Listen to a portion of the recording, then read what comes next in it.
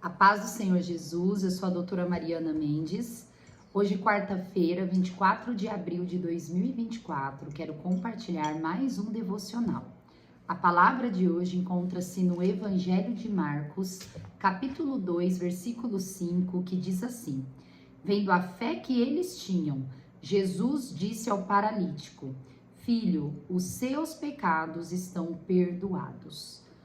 Essa palavra acontece quando Jesus estava em Cafarnaum, numa casa, onde aglomerou uma grande multidão para poder falar com Jesus, ser abençoado por Jesus e receber os seus milagres. 4 amigos e um paralítico, eles incumbiram de levar esse paralítico até essa casa para que Jesus pudesse curar o seu amigo paralítico.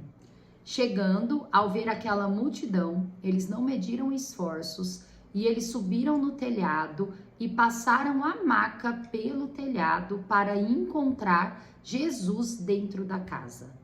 Jesus, ao ver aquela tamanha fé, disse ao paralítico: Filho, os seus pecados estão perdoados. Levante, pega sua maca e ande. Como é importante ter fé? Quando estudamos o Evangelho de Jesus, vemos que os grandes milagres de Jesus estavam sempre conectados à fé que a pessoa tinha, ao tamanho da fé que ela tinha.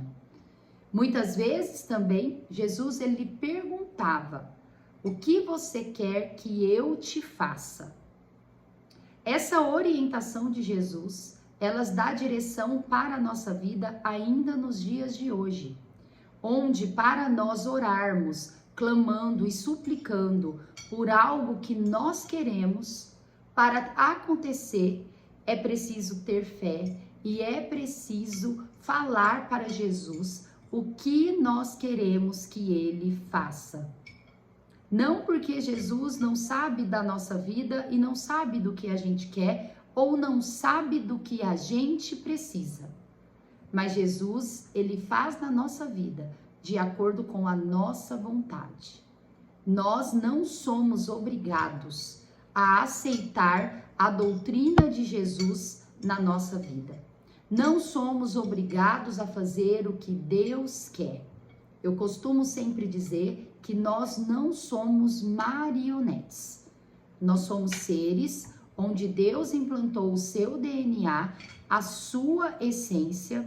Ele tem um propósito, um caminho melhor para nós, mas de forma alguma ele nos obriga a fazer o que ele quer, mesmo podendo nos obrigar. Ele sempre pergunta, como falou para o paralítico e como falou para o cego no caminho de Jericó. O que você quer que eu faça? Jesus, ele curou esse paralítico, dizendo que estava espantado pelo tamanho da fé que aqueles 4 amigos mais o paralítico tinham naquele momento. E é interessante ressaltar que nesse versículo, Jesus, ele chama o paralítico de filho, pois de fato, nós somos filhos de Deus. E quando entendemos que nós temos uma identidade de filho, nós compreendemos que, como todo pai, ele quer o melhor para a vida de cada um.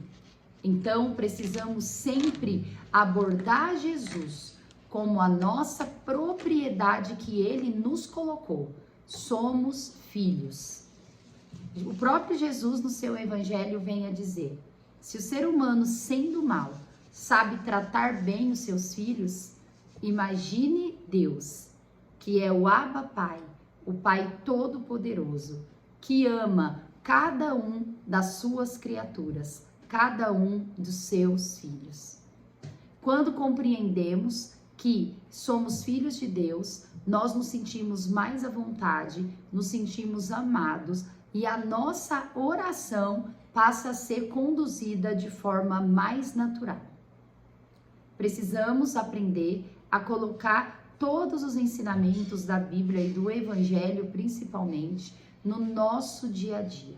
vigiando, orando sem cessar, aumentando a nossa fé em todo o momento, tendo a nossa identidade de filhos e falando para Jesus o que nós queremos que Ele faça.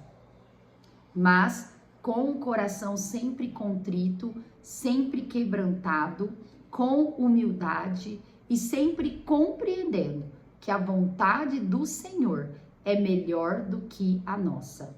Que a vontade do Senhor é mais boa, mais perfeita e mais agradável que a nossa. Compreendendo isso, cada fim de oração, cada fim de clamor, cada fim de súplica precisa terminar com uma frase: contudo, Senhor, que seja feito conforme a sua vontade. A meditação de hoje diz aqui, assim: até que você saiba quem é, jamais poderá cumprir o seu propósito. Nós precisamos ser aquilo que a palavra do Senhor diz que nós somos. Não é aquilo que o mundo acha que você é.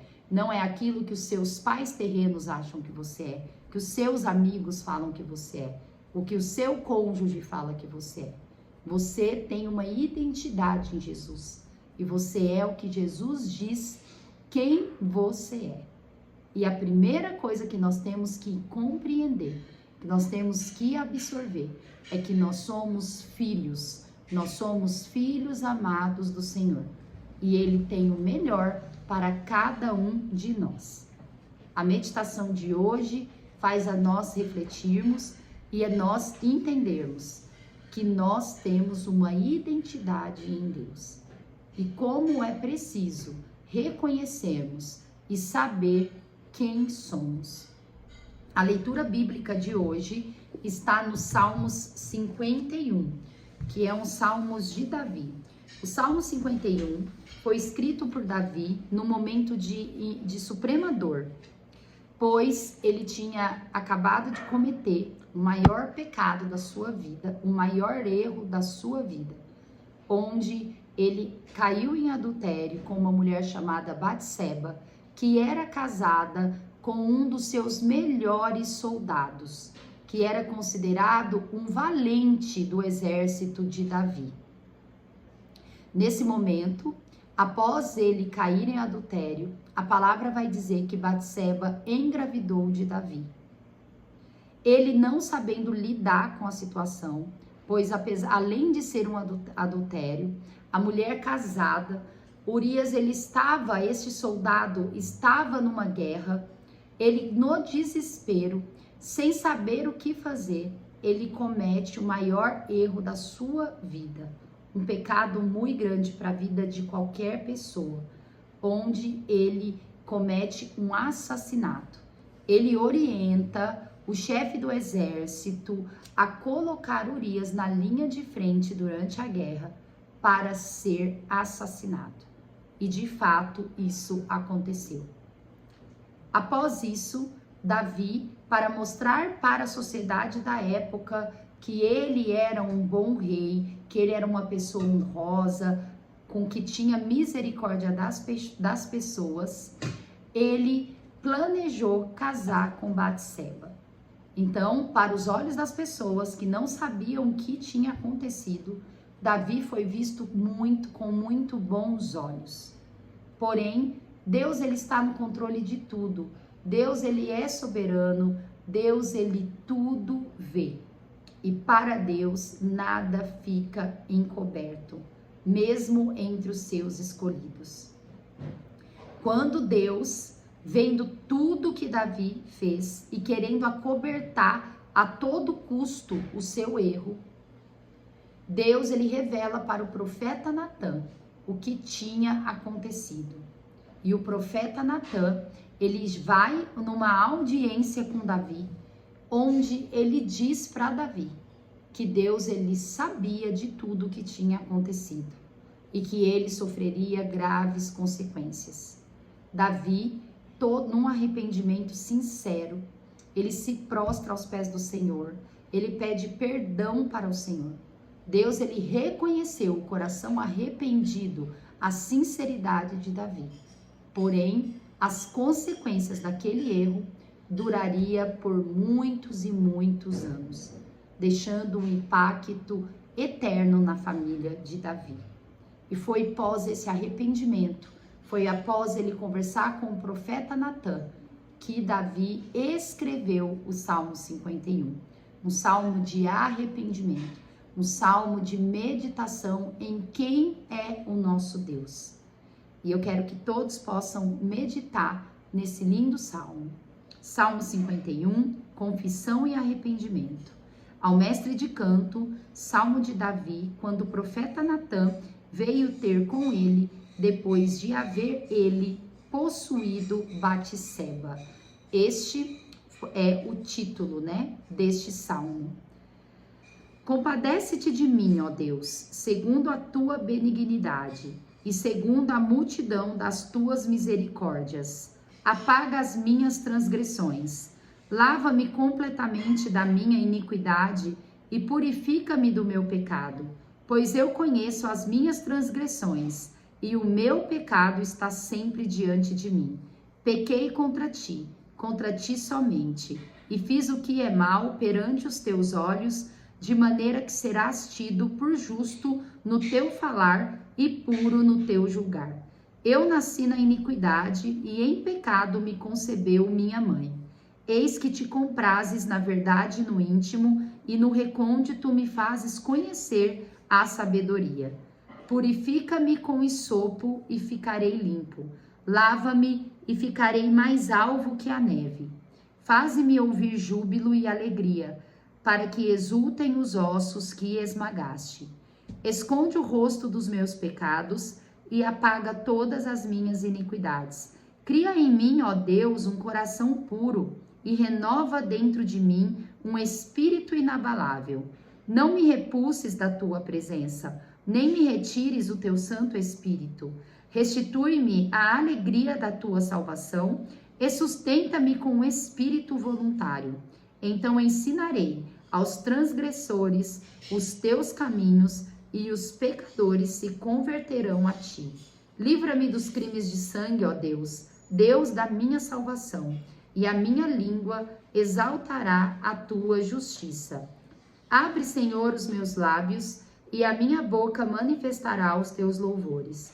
Pois não te comprazes em sacrifícios, do contrário eu tos daria, e não te agradas de holocaustos. Sacrifícios agradáveis a Deus são o espírito quebrantado, coração compungido e contrito. Não o desprezarás, ó Deus. Faze bem a Sião, segundo a tua boa vontade, edifica os muros de Jerusalém. Então te aguardarás dos sacrifícios de justiça, dos holocaustos e das ofertas queimadas, e sobre o teu altar se oferecerão os novilhos. Amém. Que salmo maravilhoso, refletindo bem esse arrependimento que Davi sentiu. Eu acho muito interessante quando Davi fala no versículo 16, pois não te comprazes em sacrifícios, e não te agradas de holocausto. Sacrifícios agradáveis a Deus são espírito quebrantado, coração compungido e contrito. Não o desprezarás, ó Deus. Davi, ele diz, o Senhor não agrada de sacrifício. O Senhor agrada de um espírito quebrantado, de um espírito arrependido e ligado a Deus. É isso que agrada o Senhor.